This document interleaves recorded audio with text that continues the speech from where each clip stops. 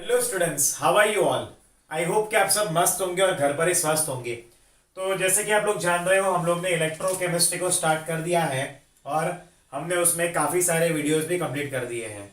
तो कल हमने अगर रिकॉल करें तो हमने कल स्टैंडर्ड इलेक्ट्रोड पोटेंशियल के बारे में पढ़ा था कि वे उसके न्यूमेरिकल्स को कैसे सॉल्व करते हैं। आज के टॉपिक में हम लोग ये पढ़ने वाले हैं कि नॉन स्टैंडर्ड इलेक्ट्रोड पोटेंशियल का कैलकुलेशन कैसे करते हैं।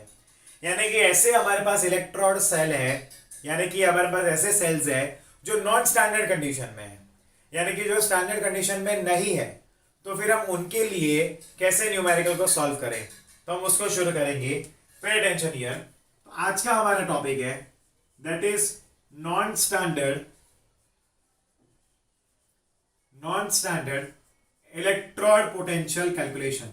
कल था स्टैंडर्ड इलेक्ट्रोड पोटेंशियल, आज है नॉन स्टैंडर्ड इलेक्ट्रोड पोटेंशियल। ठीक है, non standard electrode potential calculation. Yes, चलो शुरू करते हैं। देखो, नॉन स्टैंडर्ड, पहले तो आप ये समझिए कि भाई स्टैंडर्ड किसको कहते हैं। स्टैंडर्ड यानी कि स्टैंडर्ड टेम्परेचर एंड प्रेशर हो एंड कॉन्सेंट्रेशन भी स्टैंडर्ड हो तो उसको हम लोग स्टैंडर्ड कंडीशंस बोलते हैं। लाइक नॉन स्टैंडर्ड कंडीशन उसका उल्टा होगा। स्टैंडर्ड क्या होता है? तो स्टैंडर्ड के लिए इलेक्ट्रो के अंदर टेम्परेचर रहता है 298 केल्विन, ओके, प्रेशर रहता है 1 atm प्रेशर, कॉन्सेंट्रेशन रहता है 1 मोलार। ये किसके लिए है? ये इलेक्ट्रो के लिए स्टैंडर्ड कंडीशंस है बच्चों। किसके लिए है? ये इलेक्ट्रो केमिस्ट्री के लिए स्टैंडर्ड कंडीशंस है। ओके, तो फिर अगर नॉन स्टैंडर्ड कंडीशन है तो इसका पूरा उल्टा होगा।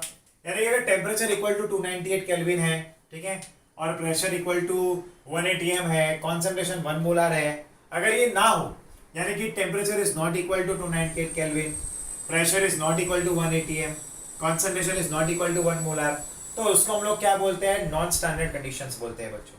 क्या बोलते हैं? नॉन स्टैंडर्ड कंडीशंस बोलते हैं, है ना। तो देखो, हम लोग ने यहाँ पर क्या पढ़ा था? गैल्वेनिक सेल के बारे में हम लोग पढ़ाई कर रहे थे। किसके बारे में था? गैल्वेनिक सेल के लिए।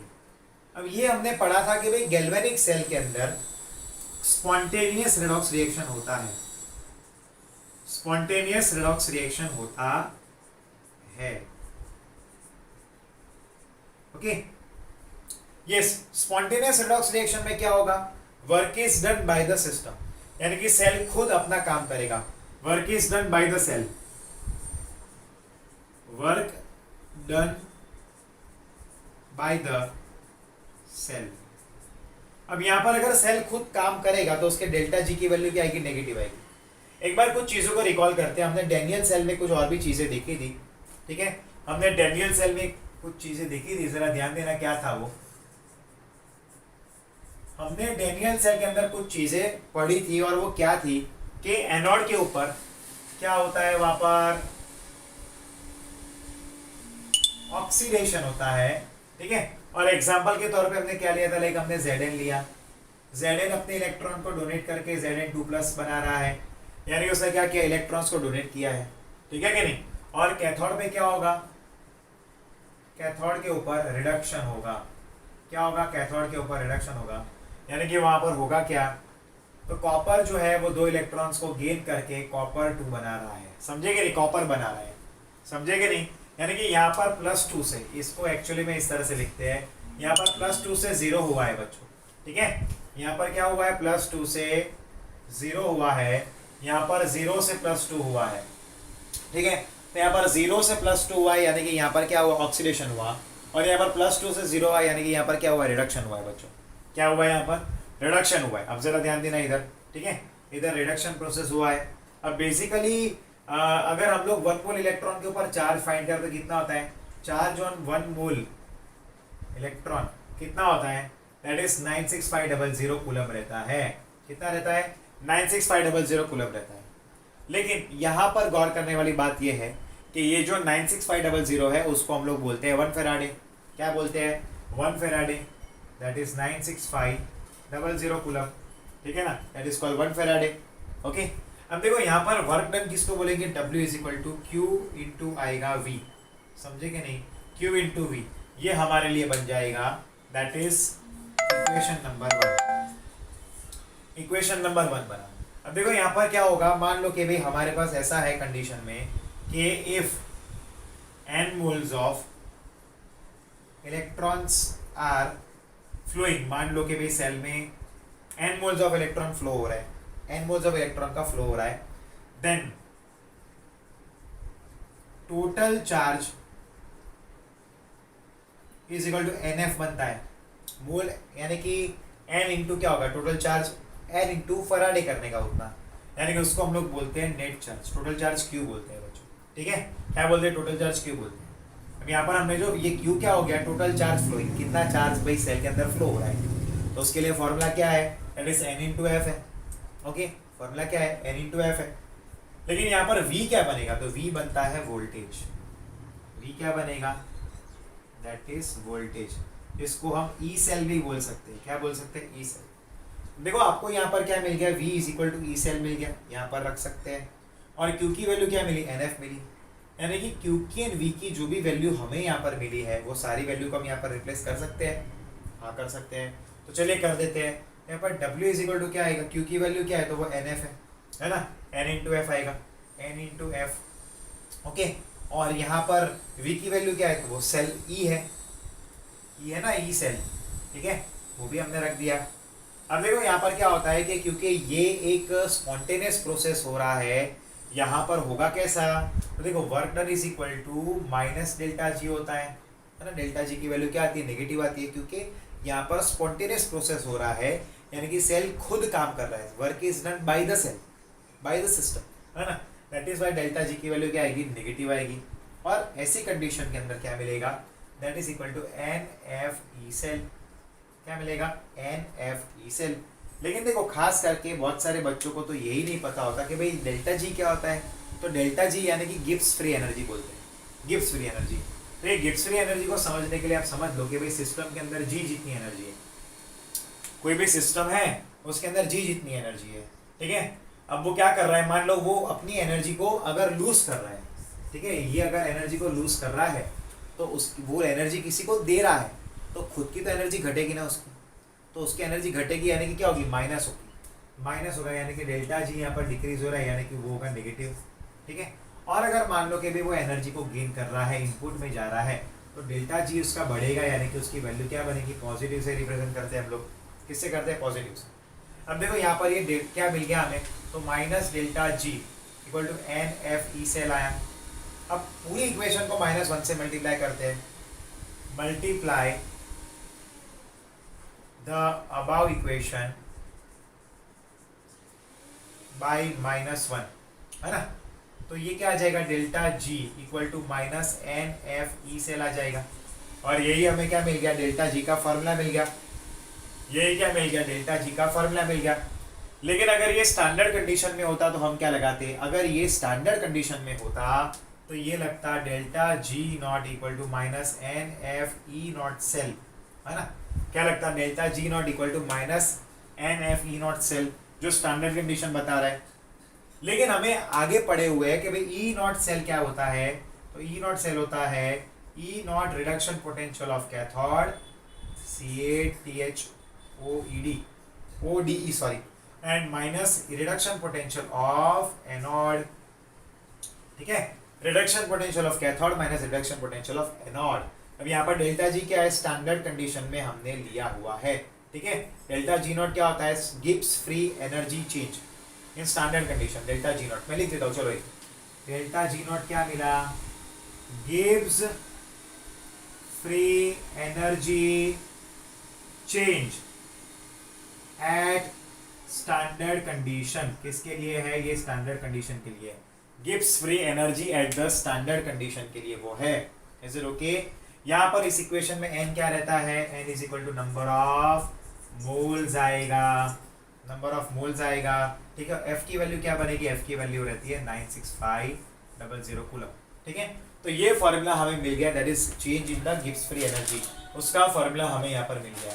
अब यही फॉर्मूला से हम क्या करेंगे, ये नॉन स्टैंडर्ड कंडीशन के लिए हम क्या करेंगे, नर्ट्स इक्वेशन का डेरिवेशन करेंगे, है ना। आज हमें नर्ट्स इक्वेशन कंप्लीट करना है, हम नर्ट्स इक्वेशन का यहाँ पर क्या करेंगे, डेरिवेशन करेंगे, ओके। तो अब एक काम करो, एक बार मैं इसको रिवाइज करवाता हूँ, फिर आप इसको नोट डाउन कर लेना, फिर हम लोग नर्ट्स इक्वेशन पे जाएंगे। देखो हम लोग क्या पढ़ रहे हैं यहाँ पर, non standard electrode potential calculation कर रहे हैं, ठीक है। अगर नॉन स्टैंडर्ड कंडीशन है तो सेल पोटेंशियल कैसे फाइंड करते हैं, वो मेथड पढ़ रहे हैं। देखो स्टैंडर्ड कंडीशन रहता है temperature equal to 298 kelvin, pressure 1 atm, concentration 1 molar.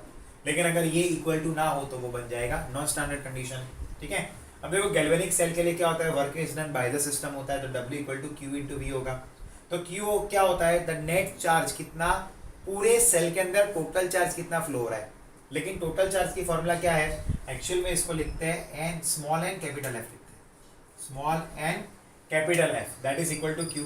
We क्या होता है, वोल्टेज, यानी कि उसको हम लोग बोल सकते हैं ई से, क्या बोल सकते हैं ई से। अब देखो बच्चों क्या हुआ, हमने ये क्यू की जो ये वाली वैल्यू है वो उसको रखा यहाँ पर, और वी की ये वाली वैल्यू इसको रखा यहाँ पर, तो इक्वेशन हमें ये मिला, ठीक है। लेकिन यहाँ पर क्या हो रहा है, सेल खुद क्या कर रहा है, सेल खुद काम कर रहा है, work is done by the cell, है ना। तो क्या आएगा, डेल्टा जी की वैल्यू नेगेटिव आएगी, है ना, डेल्टा जी उसका घटेगा, ये मैंने एक्सप्लेन भी किया इधर। अब क्या हुआ, डेल्टा जी का वैल्यू यहाँ पर डिक्रीज होगा, तो W equal to minus delta G equal to NF E cell मिल गया। अब पूरे ये क्या है, हमें एक इक्वेशन मिला, पूरे इस इक्वेशन को -1 से मल्टीप्लाई करेंगे तो डेल्टा जी इक्वल टू क्या आएगा, माइनस NF ई सेल आएगा। लेकिन अगर मान लो अगर ये स्टैंडर्ड कंडीशन में है तो कैसे रिप्रेजेंट करेंगे, तो delta G not equal to minus NF E not cell करेंगे। लेकिन ई नॉट सेल की फॉर्मूला क्या है, E not cell equal to E naught reduction potential of cathode minus E naught reduction potential of anode, समझे कि नहीं, ठीक है, स्टैंडर्ड कंडीशन है। अब देखो डैनियल सेल में हमने एक चीज़ पढ़ी है कि भाई उसके एनोड के ऊपर क्या होता है, ऑक्सीडेशन होता है, और उसके कैथोड के ऊपर क्या होता है, रिडक्शन होता है, ठीक है ना। और चार्ज ऑन 1 मोल इलेक्ट्रॉन, अगर हमारे पास मान लो कि भाई 1 मोल इलेक्ट्रॉन है, पूरा इलेक्ट्रॉन्स कितना है 1 मोल, 1 मोल यानी कि कितना होता है 6.022 इंटू 10⁻23। जब इतने सारे इलेक्ट्रॉन्स रहते हैं तो उसका टोटल चार्ज कितना बनता है, तो 96500 कूलम रहता है। इसका कैलकुलेशन हमने आगे ऑलरेडी किया हुआ है ना। और उसको हम लोग क्या बोलते हैं, 1 फेराडे भी बोलते हैं, क्या बोलते हैं 1 फेराडे। अब यहाँ पर आपको जो ये दिख रहा है डेल्टा जी नॉट, उसको क्या बोलते हैं, Gibbs free energy change of at standard condition, Gibbs free energy change at standard condition बोलते हैं, ठीक है। समझ में आया आपको, ये पूरा समझ में आया ना पूरा। चलिए तो फिर आप इसको नोट डाउन करिए, फिर हम लोग आगे के टॉपिक पे जाते हैं, वो है नर्ड्स इक्वेशन, ठीक है, nerds equation. Start doing here, come on.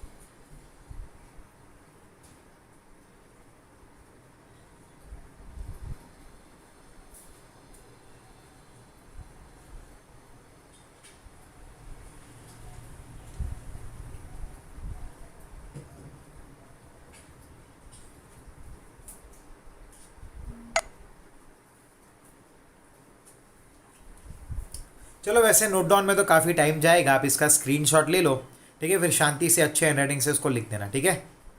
इसका स्क्रीन शॉट ले लो, फिर बाद में आप शांति से भी इसको लिख सकते हो।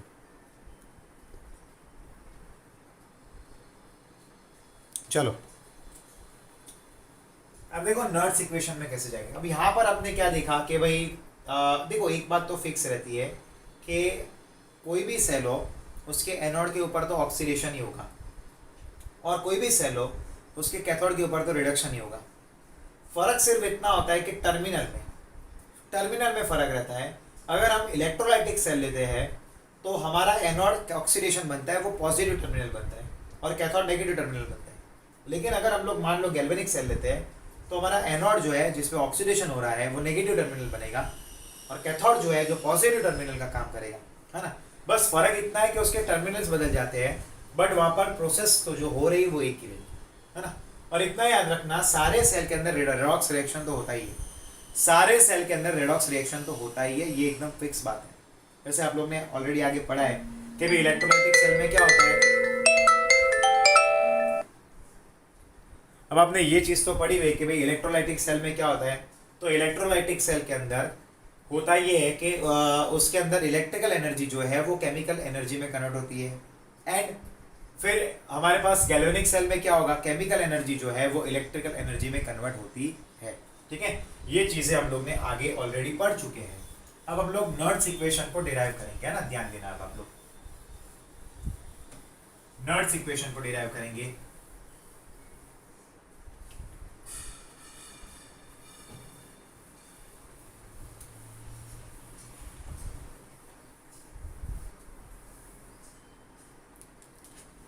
पे अटेंशन यार, हम लोग नर्ड्स इक्वेशंस डिराइव करते हैं। कैसे करेंगे जरा ध्यान से देखना।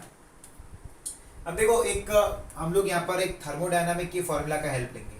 वैसे अगर हम लोग कुछ लिस्ट बनाते हैं कि भाई आगे हमने क्या क्या पढ़ा, हमने पढ़ा कि भाई delta G equal to minus N F E cell, ये हमने आगे ऑलरेडी पढ़ लिया।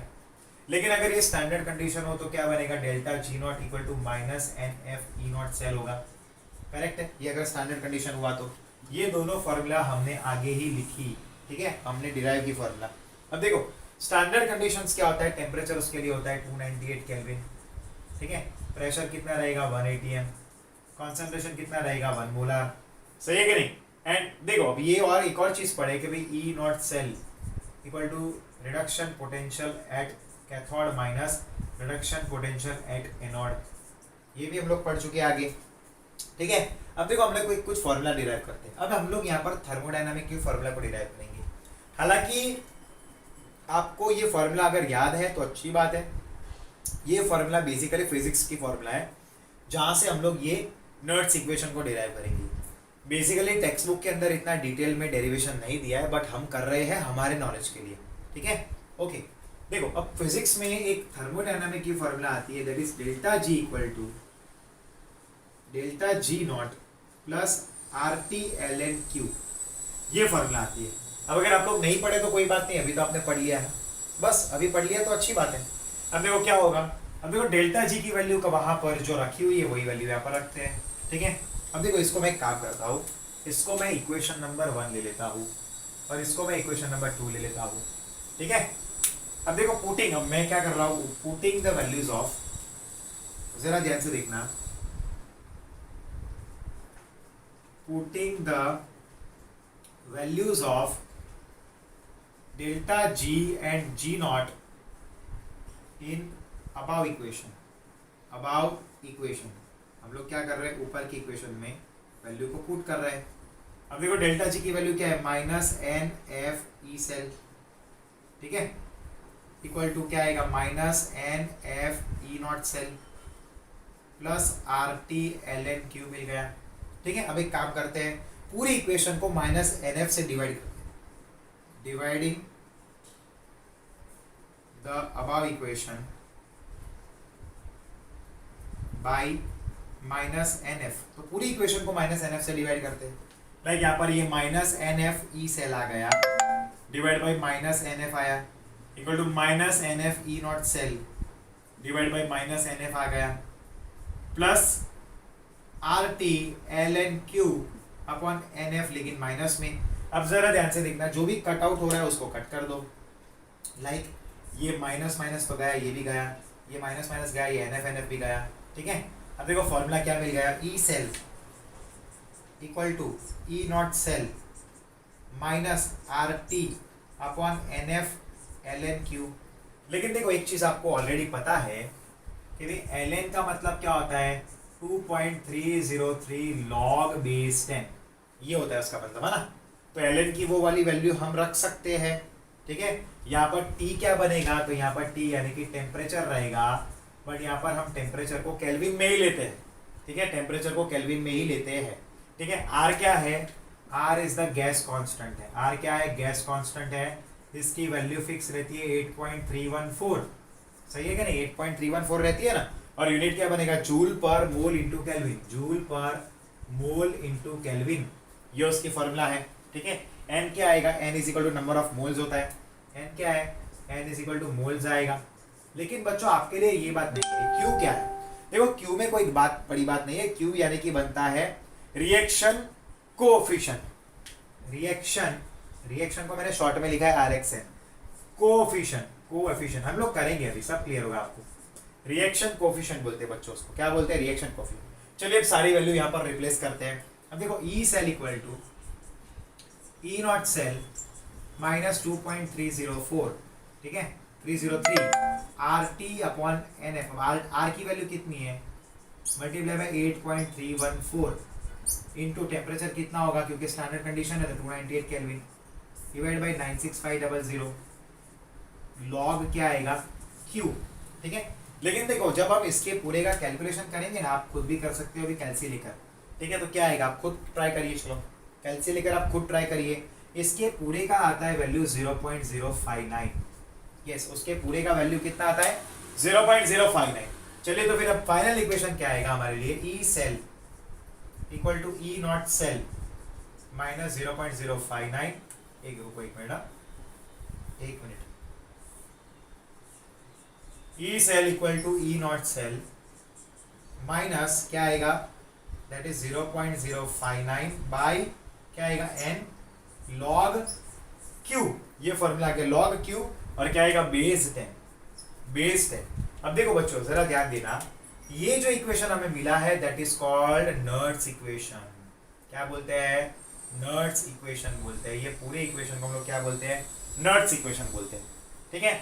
अब देखो ये कौन से कंडीशन में काम आएगा, non standard condition.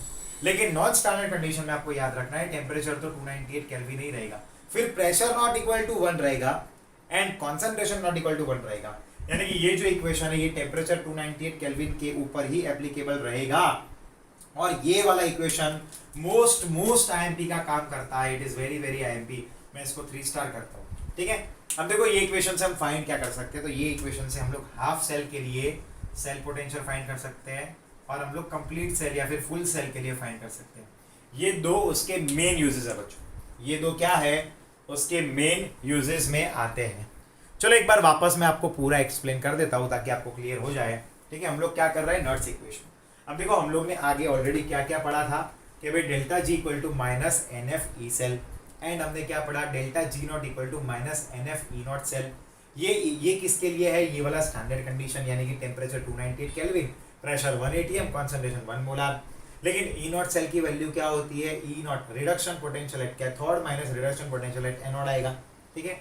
L N की वैल्यू क्या रहती है 2.303 लॉग बेस 10 आएगा, ठीक है। टेम्परेचर केल्विन में रहेगा, आर यानी कि गैस कांस्टेंट 8.314, यूनिट भी याद रखना जूल पर मोल इनटू केल्विन, एन यानी कि मोल्स रहेगा, क्यू यानी कि रिएक्शन कोएफिशिएंट होगा, कोएफिशिएंट होगा सॉरी, ठीक है। अभी आगे हम लोग न्यूमेरिकल्स भी करेंगे इसके। अब देखो फिजिक्स की ये वाली फॉर्मूला की हमने हेल्प लिया for finding the नर्ट्स equation. नर्ट्स equation को डिराइव करने के लिए, ये वाली जो इक्वेशन है नर्ट्स इक्वेशन, उसको डिराइव करने के लिए हमने फिजिक्स की ये वाली फॉर्मूला का हेल्प लिया, ठीक है। अब हमने क्या किया, अब इसकी जो वैल्यू है डेल्टा जी की एंड डेल्टा जी नॉट की, जो वहां पर पड़ी हुई है वैल्यू, उन वैल्यूज को यहाँ पर रख दिया तो ये मिला। अब ये पूरे इक्वेशन को हमने माइनस एन एफ से डिवाइड, जो कट हुआ कट कर दिया, फिर हमने ये आर की, टी की, एन की, लॉग की, एफ की, एन की तो नहीं पर एफ की एंड लॉग की, ये एल एन की सारी वैल्यूज हमने रख दी, तो फाइनल हमने इक्वेशन ये मिला। और ये जो इक्वेशन है ये सारे नॉन स्टैंडर्ड कंडीशन, लेकिन टेम्परेचर 298 होना चाहिए ना, ठीक है, उसके लिए ये इक्वेशन एप्लीकेबल है, और ये half cell and full cell का सेल पोटेंशियल फाइंड करने में हेल्प करता है, ठीक है। आई होप कि आप सबको ये समझ में आया होगा, तो आप जल्दी से इसको नोट डाउन कर दीजिए बच्चों, फिर हम लोग इसके न्यूमेरिकल करेंगे। इसका स्क्रीनशॉट ले लीजिए, काफ़ी है, कोई बात नहीं, इसका स्क्रीनशॉट ले लीजिए आप, फिर हम लोग इसके रिलेटेड न्यूमेरिकल्स करते हैं। मेरे पास यहाँ पर बेसिकली मैंने 3 न्यूमेरिकल निकाल के रखे हैं, बट अभी आज के लेक्चर में हम एक ही न्यूमेरिकल करेंगे इसका, ओके।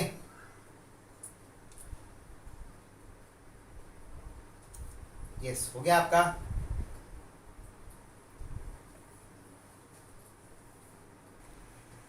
चलिए आगे जाते हैं अब हम लोग। आप लोग इसका स्क्रीनशॉट ले लेना, फिर बाद में लिख देना, कोई टेंशन की बात नहीं है। अब हम लोग आगे जाते हैं, we will go to the next topic now. हम एक न्यूमेरिकल करते हैं ताकि आपको इसके रिलेटेड न्यूमेरिकल सॉल्व करना आ जाए, ठीक है। ओके चलो, पे अटेंशन हियर ना।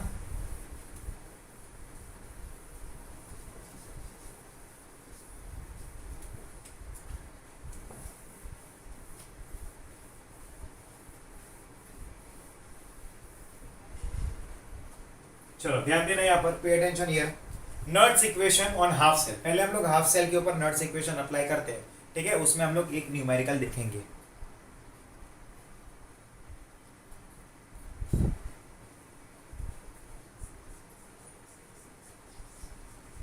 Nerds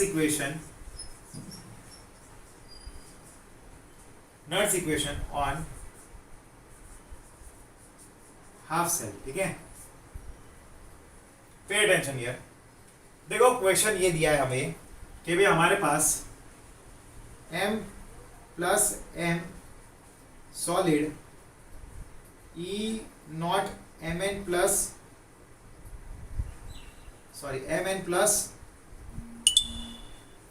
m equal to plus कितना वैल्यू दिया है वहां पर, that is given to us x value दिया हुआ है, ठीक है, that is given x electron volt, ये दिया हुआ है, ठीक है। अब यहाँ पर क्या है, नॉन स्टैंडर्ड कंडीशंस दिया हुआ है। नॉन स्टैंडर्ड कंडीशन क्या होता है, आप खुद याद करिए। नॉन स्टैंडर्ड कंडीशन यानी कि temperature not equal to 298 kelvin आएगा, ठीक है, pressure not equal to 1 atm आएगा, okay, and concentration not equal to 1 atm आएगा, ठीक है। अब देखो कैसे सॉल्व करेंगे ऐसे इक्वेशन को, जरा ध्यान से देखना। EMN plus n m equal to E not mn plus m minus 0.059 by n log q, ठीक है, log q। लेकिन बच्चों आपको ये क्वेश्चन होगा कि भाई log q कैसे रखेंगे। तो देखो log q, ये q क्या होता है पहले समझिए। तो q होता है concentration of product divide by concentration of reactant, ये q की वैल्यू है। अब देखो प्रोडक्ट एंड रिएक्टेंट क्या होगा, रिएक्शन तो लिखना पड़ेगा हमें यहाँ पर। बेसिकली यहाँ पर इन लोग ने रिएक्शन नहीं दिए तो मैं लिख देता हूँ, कोई बात नहीं।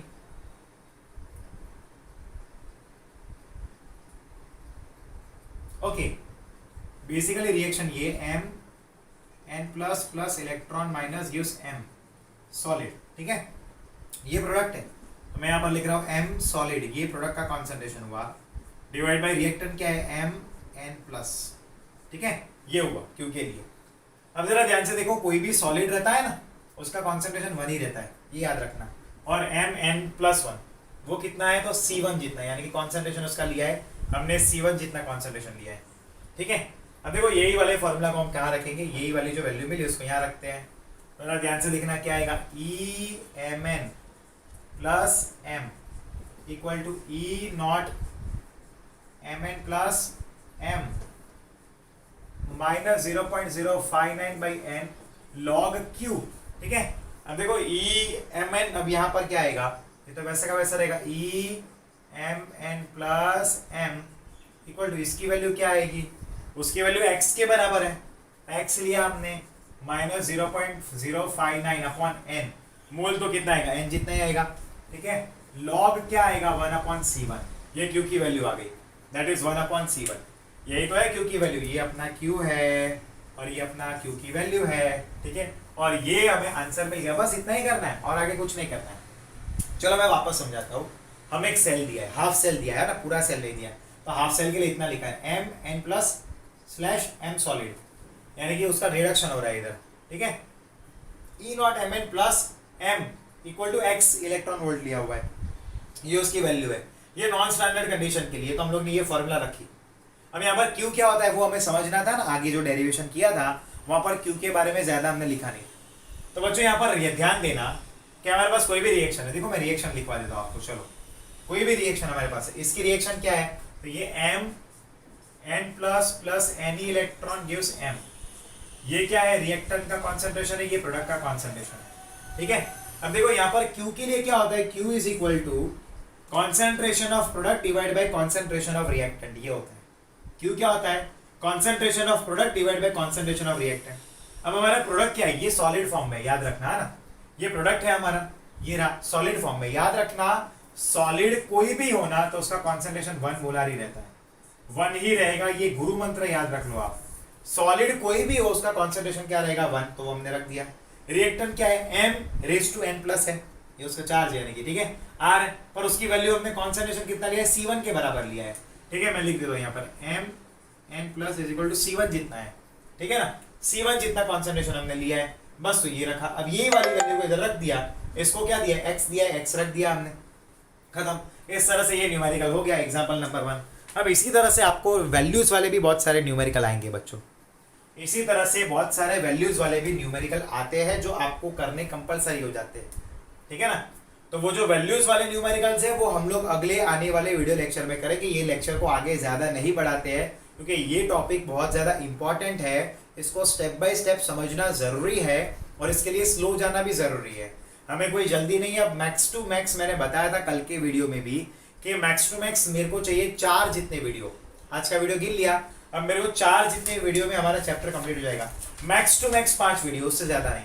यानी कि आज वेंसडे है, आज मैं रिकॉर्डिंग कर रहा हूँ तो वेंसडे है, ठीक है। थर्सडे फ्राइडे सैटरडे ही होगा, मंडे ट्यूसडे तक, अगले वीक तक हमारा चैप्टर खत्म और अगले ही वीक में मैं आपको चैप्टर नंबर 1 की वीडियो अपलोड करवाना शुरू कर दूंगा, ठीक है। समझ में आया आपको? अच्छी तरह से नोट्स बनाना, अच्छी तरह से मेहनत करना। Keep working hard students, we will be connected by this way only, ठीक है। घर पे ही रहना, अपने आप का ध्यान रखना। मिलते हैं नेक्स्ट लेक्चर में। Till then goodbye and take care. और ये जो न्यूमेरिकल मैंने लिखा है आप लोग उसका स्क्रीनशॉट ले लो, take the screenshot of it और फिर नोट्स बना देना, है ना। मैं थोड़ा 10-20 सेकंड का टाइम देता हूँ।